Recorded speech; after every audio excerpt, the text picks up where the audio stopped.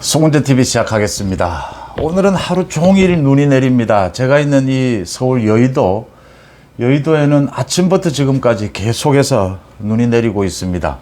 펑펑 쏟아부을 때도 있고 조금씩 내릴 때도 있고, 눈이 내리면 참 겨울 같아서 여러 가지 서정적으로 좋긴 한데 또 언제나 안전 문제가 걱정이 되기도 합니다.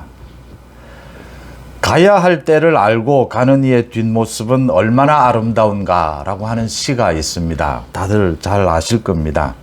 이게 이형기 시인의 낙화라고 하는 시입니다. 꽃이 떨어진다. 제가 먼저 시를 한번 읽어 드리겠습니다. 가야 할 때가 언제인가를 분명히 알고 가는 이의 뒷모습은 얼마나 아름다운가.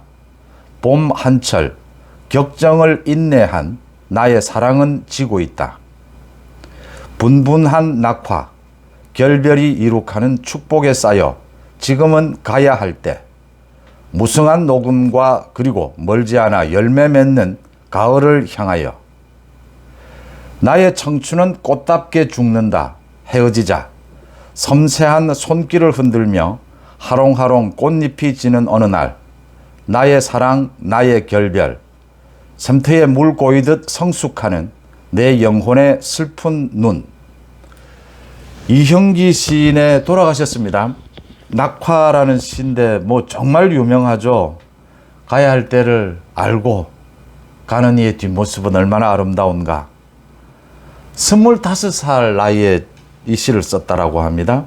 참 시인의 감수성은 이 나이를 뛰어넘는 것이 아닌가 이렇게 생각이 듭니다.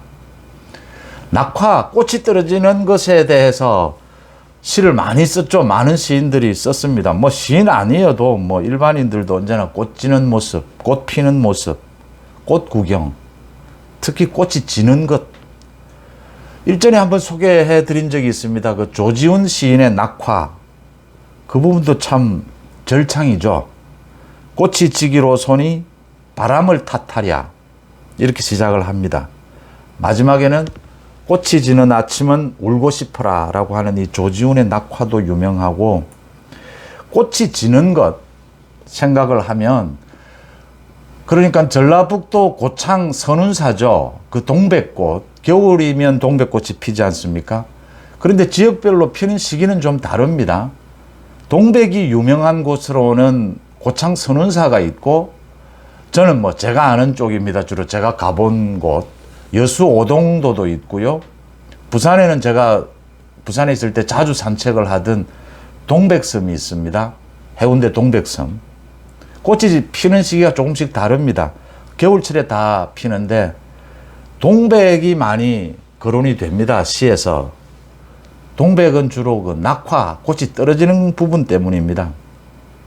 활짝 개화했을 때, 가장 아름다울 때, 다른 꽃들은 이제 시들어서 이렇게 추한 모습을 보인다. 시들어서 꽃이 지는데 동백은 가장 활짝 피어 있을 때, 절정의 순간에 꽃이 이렇게 서울 떨어지는 것도 아니고 목이 꺾이듯 동백이 떨어진다. 그걸 묘사한 시도 있었던 것 같은데, 목이 꺾이듯, 목이 잘리듯 툭 떨어지지 않습니까? 그래서 동백이 떨어지는 것은 보는 게 아니라 듣는 것이다. 밤에, 겨울밤에 그 동백이 떨어지는 그 소리를 들어야 한다. 이런 이야기도 있었던 것 같습니다. 선운사 뒤에 장관이죠. 그 동백꽃 밭. 그 동백이 떨어지는 모습 또 생각하게 됩니다. 꽃이 지는 모습. 고창 선운사 동백 이야기를 하면 거기가 시인인 서정주 시인의 고향입니다. 그 질마제라고 하는 곳도 있고, 거기에 가면 서정주 시인의 그 기념관도 있습니다. 한번 가보시면, 안 가보신 분이 계시면 한번 가보시면 괜찮은 곳이고, 또 그 고창 선운사 앞에는 장어죠. 장어구이도 유명합니다. 집들도 많이 있고. 선운사 입구에 보면 이 서정주 시인의 시가 이 바위에 새겨져 있습니다. 기념비가 있습니다.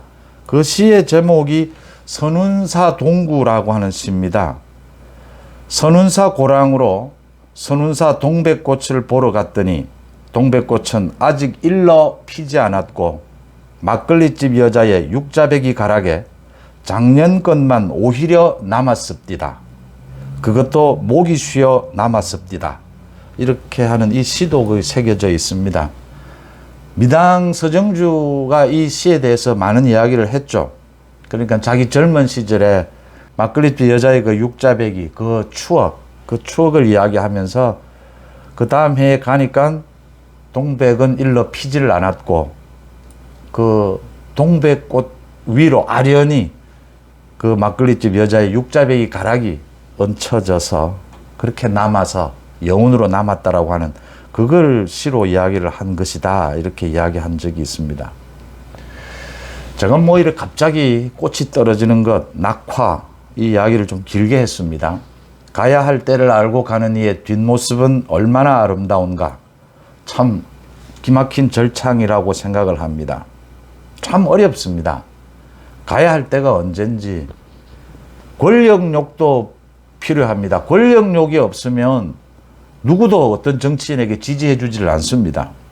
그런데 가야 할 때를 놓치게 되면 또 추해집니다. 이 권력과 내려놓을 때를 안다는 것, 그걸 제대로 안 사람들은 사실 잘 없습니다. 어렵다, 그만큼 어렵다라고 하는 것입니다. 이 이야기를 하려고 합니다. 그러니까 김무성 전 대표가 만들어 놓은 마포 포럼이 있습니다. 사무실도 있습니다. 마포에 가면. 이 마포 포럼에서 오늘은 김기현, 곧 또 안철수를 초청을 해서 이제 전당대회가 열리니까 출마의 변을 듣는다, 강연을 듣는다라고 합니다. 김기현, 안철수 또 뭐 더 나아가서 더 많은 당권 후보들의 이야기를 들을 예정입니다. 마포 포럼 2020년 만들어졌습니다. 전현직 40여 명이 마포 포럼에 참여를 하고 있습니다. 김무성과 이런저런 관계, 정치적인 인연을 맺고 있는 사람들이 주로 참여를 하고 있습니다.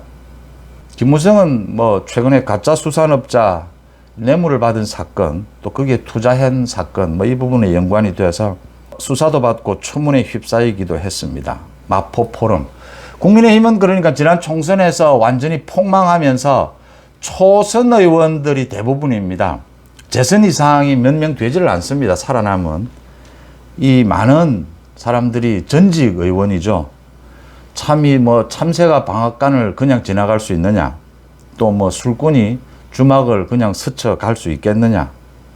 배운 게 도둑질인데 하는 말들도 있습니다. 이 판이 열렸다라고 하는 겁니다. 장이 열렸다.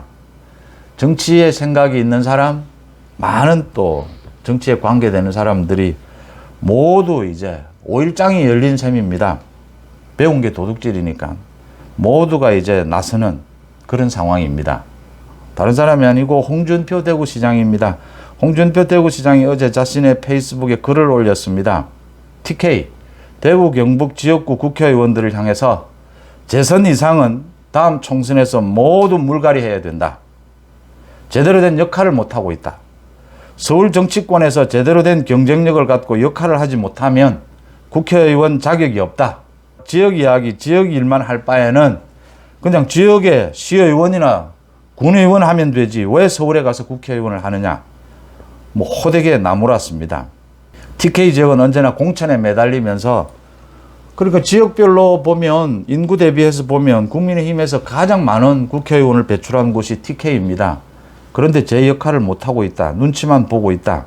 이번 전당대회에서 당대표도 내지 못하고 지금 뭐 최고위원으로 누가 나설지도 조정을 못하고 있다. 이렇게 꼬집었습니다. 홍준표가 이렇게 꼬집은 건 지금 대구시장이니까 대구 경북 지역에서의 자신의 정치적인 리더십을 구축해 가고 있죠. 이런 부분에서 기존 재선 이상의 다선 의원들이 거슬리는 부분이 있을 것이다.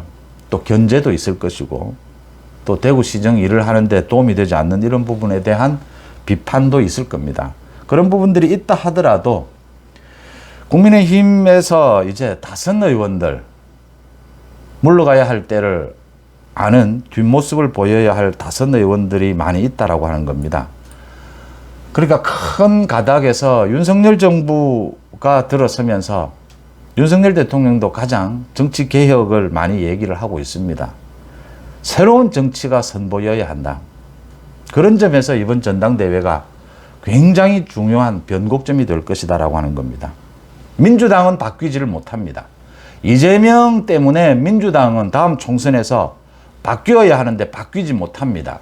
이럴 때 국민의힘 여당이 바뀐 모습, 새로운 모습, 새로운 정치 스타일을 보여준다면 굉장히 대비되는 경쟁력이 될 것이다라고 하는 것입니다. 그런 점에서 홍준표의 지적도 적절한 시기에 적절하다 이렇게 생각을 합니다. 부산 경남 마찬가지로 TK도 3선 4선 의원인데 국회에서 발언 한번 하지 않는 의원들 많이 있습니다. 법안 뭐 제대로 제출하지 않는 의원들 많이 있습니다. 서울에 있는 것보다 개인적으로 이런 이야기를 합니다. 서울에 있는 것보다 자신의 지역구 가 있는 것이 더 좋다.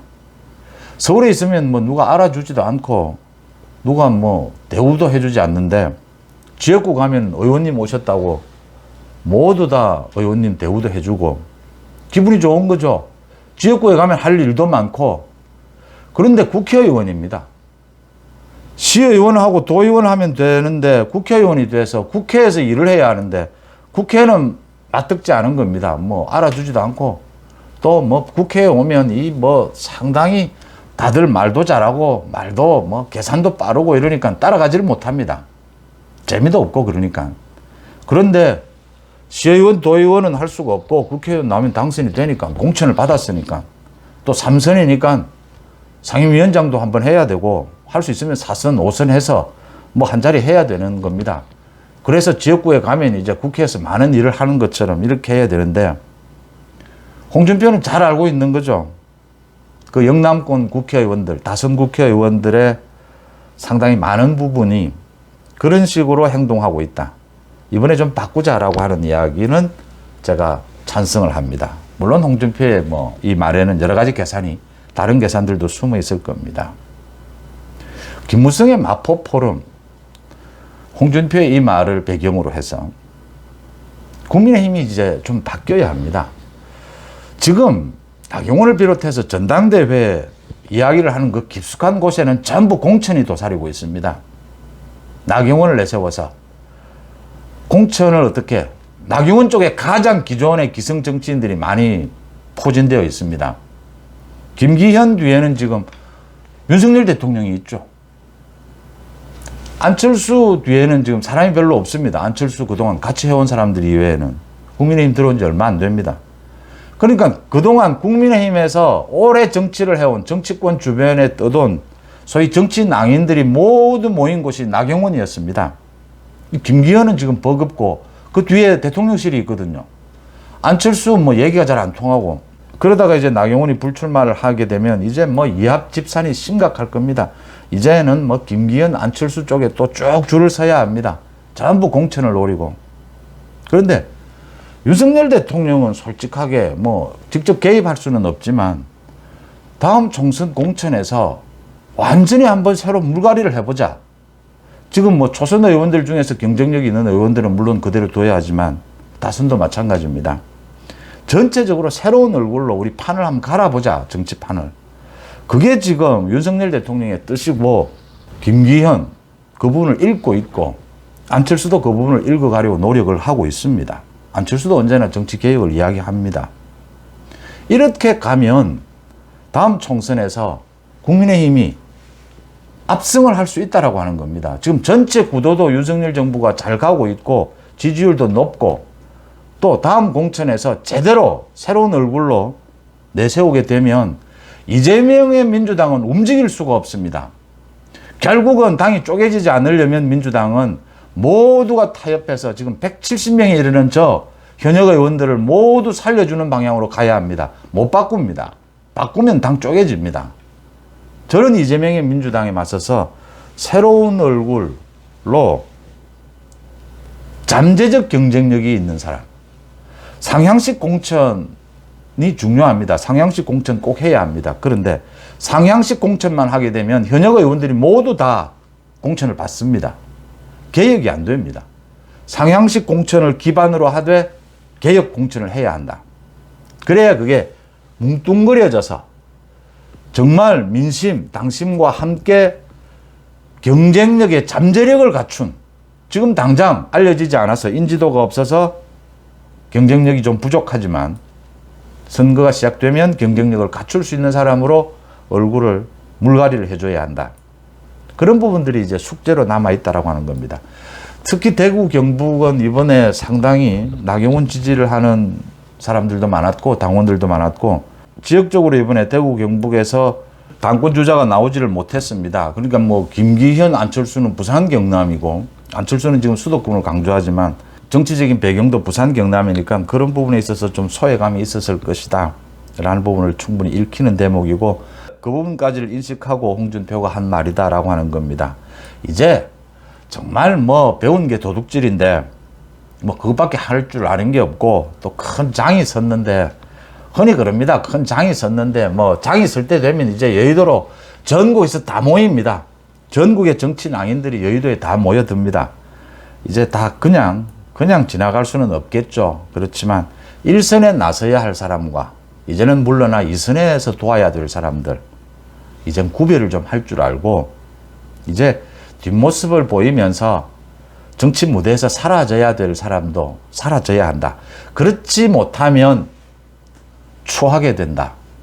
추하게 되고 김기현, 안철수 같은 지금의 당권 주자들도 가야 할 사람들에 대해서는 가도록 아름답게 갈 수 있도록 그런 분위기를 만들어주는 것도 좋다. 사실은 지금 뭐 당권에 도전하는 상황에서 어디서 부르면 안 갈 수가 없습니다. 마포 포럼에서 부르면 가야 됩니다. 가는 건 가더라도 이젠 분명하게 선을 그어야 한다. 가서 뭐 할 이야기가 뻔합니다. 공식적인 뭐 강연 있고 난 다음에는 뭐 그런 겁니다. 영향력입니다. 소위 말은 영향력이고 이제 공천입니다. 그런 부분에 있어서 김기현, 안철수는 좀 선을 긋는 모습을 보여줘야 한다. 또 선을 긋지 않을 수가 없습니다. 김기현, 안철수 모두 윤석열 정부와 호흡을 맞추겠다라고 합니다. 윤석열 정부의 일관된 원칙은 정치개혁입니다.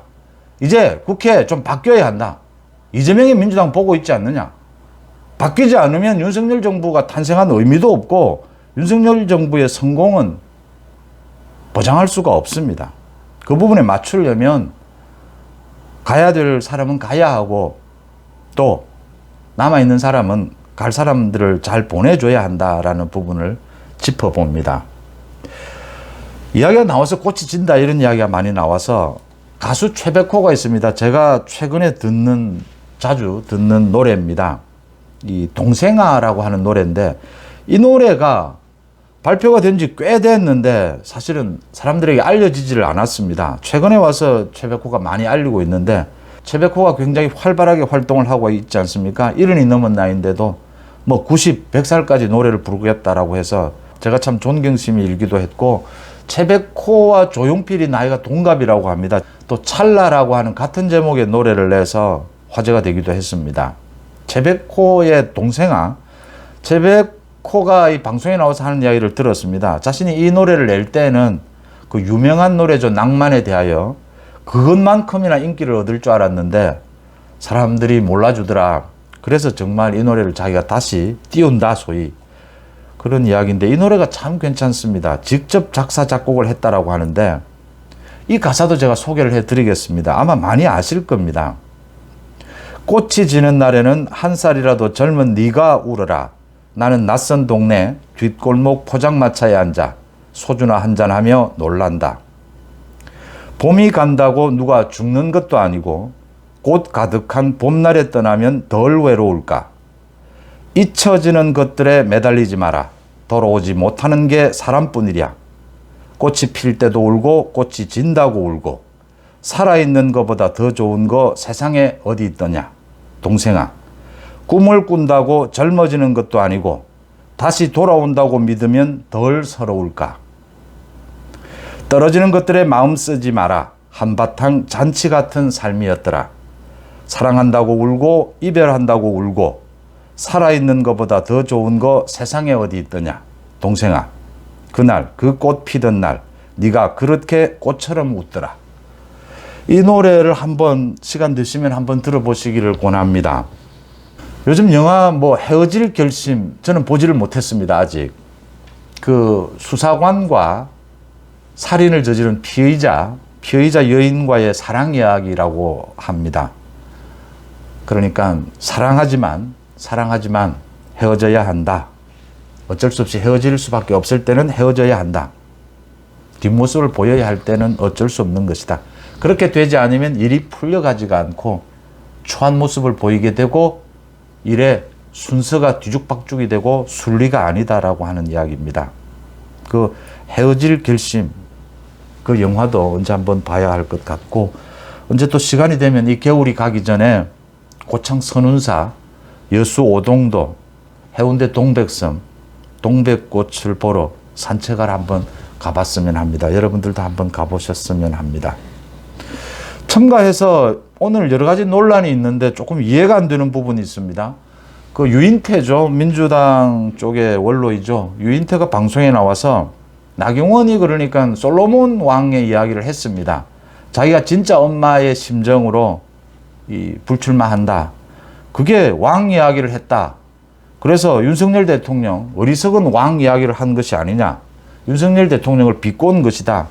물론 나경원이 무질서의 생명력도 이야기를 했고 굉장히 이런 풍경이 낯설다라는 이야기는 했습니다만, 솔로몬 왕의 그 지혜가 대통령은 왕과 비교될 수 있습니다. 그런데 제가 아는 그 성경의 그 귀절은 솔로몬 왕이 굉장히 지혜로운 판결을 한 것이지 않습니까? 그 진짜 엄마를 잘 가려내는 방식이었지 않습니까? 나경원이 자기가 진짜 엄마다, 가짜 엄마는 소위 윤핵관 친윤 일부다 라는 이야기로 했습니다. 그런데 왕을 비하할 내용은 아니지 않습니까? 솔로몬 왕은 지혜롭게, 그렇다면 윤석열 대통령은 진짜 엄마와 가짜 엄마를 잘 구별하고 있을 것이다 라고 보이고, 그 비유는 조금 잘못된 것이 아닌가 싶습니다. 저는 성경에 대해서 잘 알지는 못하지만 솔로몬 왕의 그 지혜, 그 부분은 워낙 유명한 구절이지 않습니까? 거기에서 왕이 나왔다? 그래서 윤석열 대통령을 비꼬았다? 비하했다? 글쎄요. 그렇게 해석하는 건 맞지 않겠다 싶고요. 오늘 아침에 제가 말씀드렸던 부분, 이재명의 민주당은 스스로 자기들의 문제를 헤쳐나갈 수 있는 동력을 상실해버렸습니다. 그래서 어떻게 해서든지 윤석열 정부의 발목을 잡아서 윤석열 정부가 결정적인 실수를 해주기만을 기다리는 그런 상황이죠. 스포츠 경기에서도 상대편이 실수를 기다릴 때는 자극을 합니다. 이곳저곳 여러 가지 전혀 무책임하게 이 잽을 날리게 되죠. 오늘도 이재명이 계속해서 그 난방비 폭탄, 이 폭탄에 대해서 80%의 국민들에게 현금을 살포해야 된다. 이 난방비가 초래된 것은 물론 근본적으로 전 세계적인 이 에너지 폭등이 있지만, 또 코로나로 인해서 돈이 많이 풀린 이런 부분들이 있지만, 문재인 정권의 포퓰리즘 때문이었습니다. 이걸 해결하는데 또 포퓰리즘으로 해결하자라고 무책임하게 이재명이 계속 찌르는 겁니다. 윤석열 정부가 지금 어려운 계층을 상대로 해서 특별한 지원책을 만들고 지금 비상이 걸렸지 않습니까? 그렇게 하고 있는데 계속 찔러보는 겁니다.